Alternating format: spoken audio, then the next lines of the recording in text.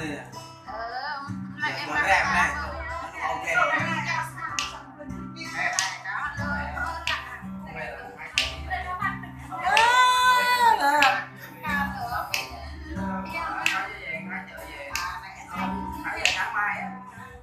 Đi ghê lạ, yêu con này.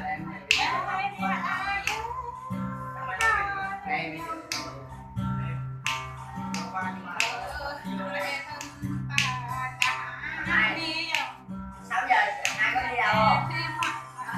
Có đi đâu không? 6 giờ chiều. Bây giờ 4 giờ 6 giờ chiều. Có đi đâu không? Có đi đâu không? Là này là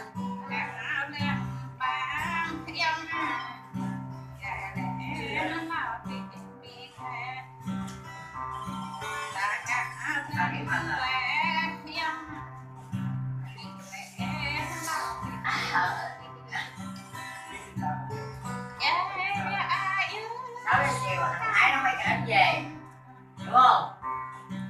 6 giờ chiều Thái trở về, hiểu không? 12 giờ là kêu Thái có gì là hai đi treo, ok không? Mày về đâu? Không. Ăn chung rồi phải gì chung nhau rồi phải gì chung. Anh đang nói là 6 giờ về vừa chung thì 6 giờ về rồi 8 giờ 8 giờ làm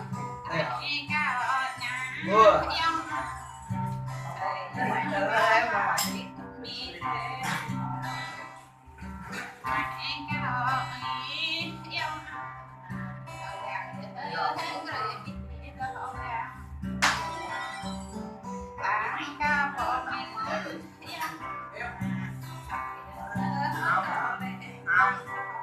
tao nói mày cái vợ tao nói mày đã bồ, tao nói bây giờ mà bồ con bồ nó bồ giờ mà qua nói tao cũng chẳng nghe lời đâu.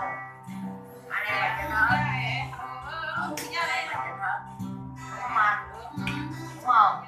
Anh em mày trên hết, ngồi nhậu với anh em chứ. Bây giờ đang ngồi với anh em à?